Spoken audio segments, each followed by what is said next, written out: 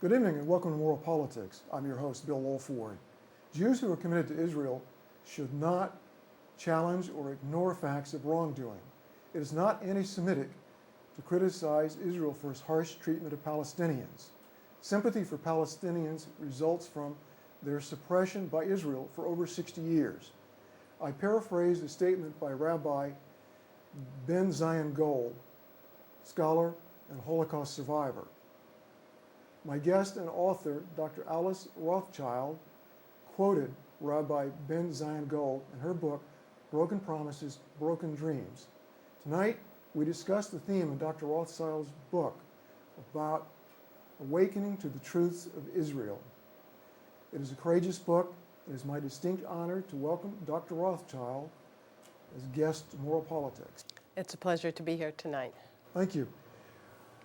Your book traces a personal journey with Judaism and Israel as centerpieces. How painful was it to speak out about Israel's misdeeds?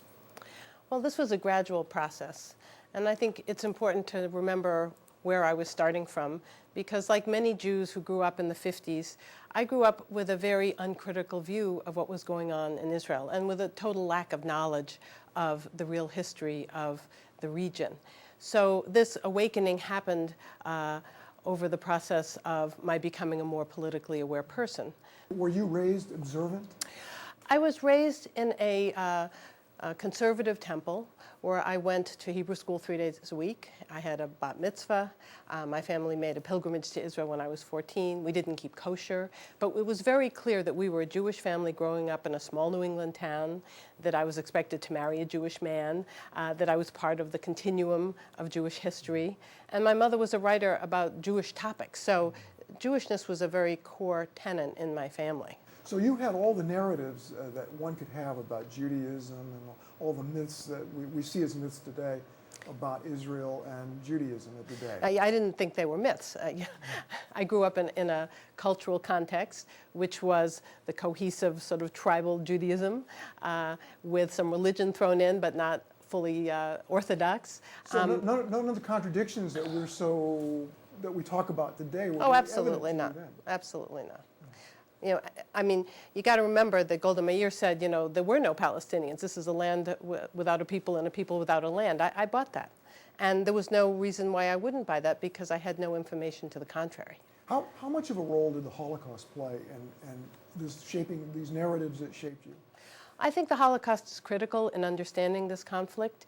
You've got to remember that the Holocaust was absolutely devastating for Jews in particular. There was also the Zionist movement that had been cooking along since the late 1800s. There was the Christian messianic desire to get the Jews into the Holy Land so that there could be the second coming. I mean, all these things came together, but the Holocaust really spurred it forward. Zionism, what does it really convey?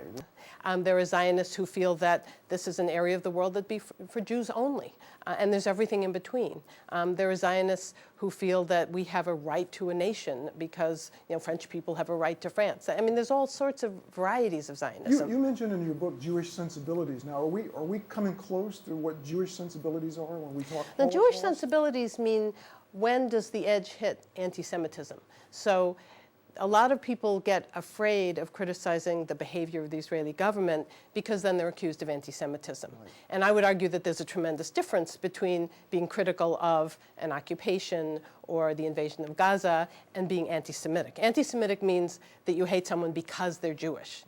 It sounds like growing up Jewish, you have this sense of cohesion in a tribal community, more or less. Absolutely. I mean, Jews have always been a minority community. We've lived in ghettos. You know, it's a closed sort of shtetl environment, and that's part of why Jews survived. And so I was brought up with, you got to keep that one going because the tribe really works. How does Israel fit into this elixir of Jewish cohesion, the tightness, the narratives? It seems to be such a centerpiece. People who believe in this particular mythos is that there's a place where you can be safe.